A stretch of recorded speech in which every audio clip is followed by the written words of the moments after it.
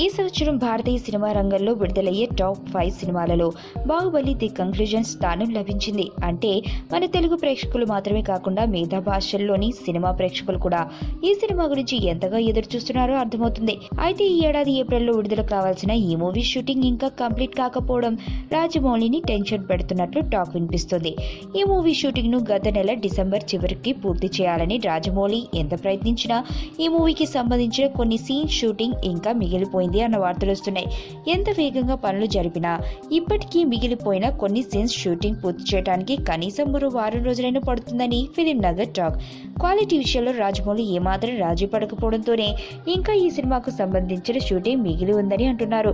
Shooting విషయంలో dead line miss అయినా April 28 release date కు మాత్రం ఎటువంటి సమస్య లేకుండా విడుదల చేయడానికి ఎటువంటి కష్టానికైనా సిద్ధంగా ఉండాలని రాజమౌళి తన టీం కు సూచనలు ఇచ్చినట్టు టాక్ వినిపిస్తుంది.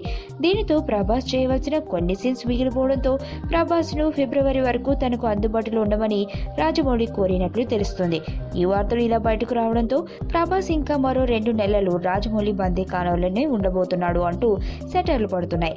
ఈ సినిమాను బాలీవుడ్ లో విడుదల చేయవలసి ఉన్న కరణ్ జోహార్ విషయంలో రాజమౌళికి కొన్ని భేదాభిప్రాయాలు వచ్చాయని వార్తలు వస్తున్న నేపథ్యంలో రాజమౌళి బాలీవుడ్ కు సంబంధించి మరో ప్రముఖ వ్యక్తి అండ కోసం ఎదురు చూపులు చూస్తున్నట్లు వార్తలు వస్తున్నాయి.